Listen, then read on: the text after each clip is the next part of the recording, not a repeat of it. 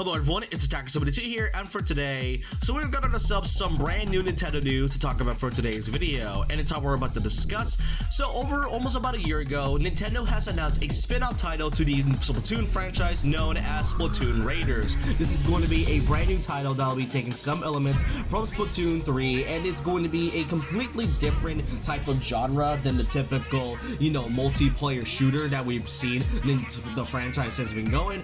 But the thing about it though is that for a while now, this game has been quite silent. Ever since this was announced, after a few days since the release of the Switch 2, we basically know nothing about this. We know that it's going to be a bit of a new premise from the typical Splatoon trilogy, as well as the fact that it is a spin-out to the franchise and is going to be exclusive to the Nintendo Switch 2. But since this trailer, fans have been kind of wondering as to when this is even going to come out.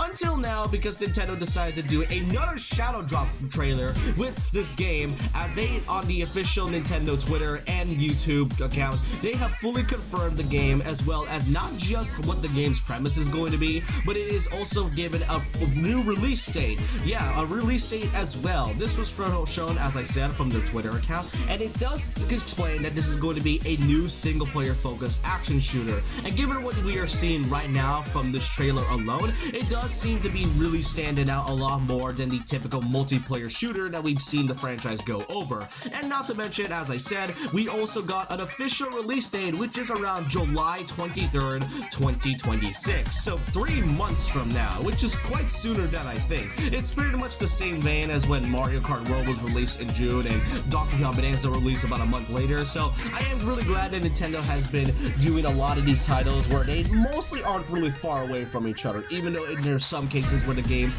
do feel like they are far away from one another. Other than that, yeah, a new Splatoon spin-off has been shown off even further with new gameplay as well as its release date, but more details have also shown after this trailer had released.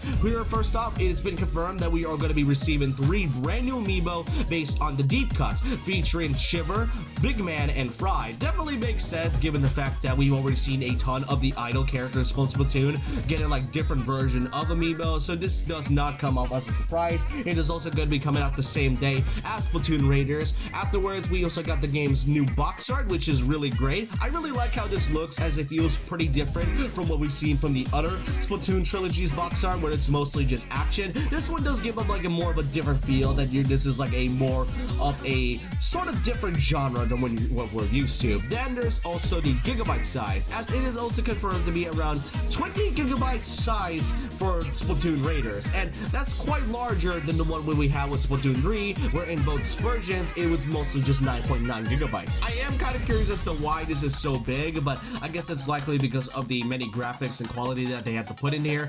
But then the most interesting part is also the game's pricing. Splatoon Raiders is also confirmed to be around $50 digitally, which is quite interesting to say the least. Now, for those that also need some context, it was announced about a month ago that Nintendo has just shown that there is going to be certain variable prices from both physical and digital depending on the MSRP. And this was going to be started with games such as, for example, Yoshi and the Mysterious Book, where despite the game being $70 physically, you can also get the game digitally for around $60. So for all we know, the $50 one is likely just going to be a title exclusively for digital, and then the actual price will likely be around $60 for all we know. So it is mostly the standard gaming pricing that we've seen over the last decade. If anything, it is mostly better than the typical $70 that we've been getting for the last couple years and so.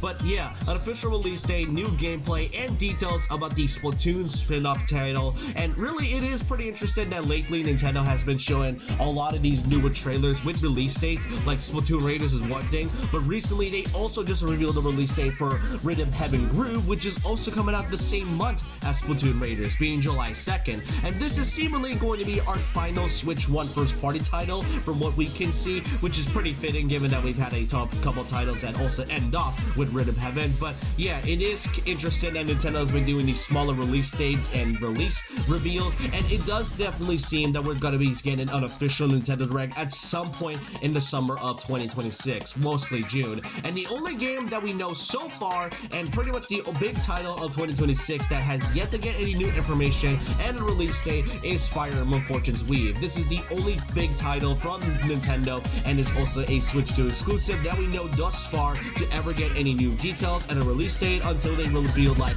more games within the summer of this year. But with that, let me know all your thoughts and opinions down below of what you think of all the details shown for Splatoon Raiders. Are you pretty interested in picking this up, or are you pretty much not really interested in Splatoon nonetheless? Let me know all your thoughts and opinions down below about this. And so with that, leave a like, comment, subscribe, hit the notification button for more videos, follow my Twitter and Instagram, and I'll see you guys next time. And remember this, once a legend, always a legend.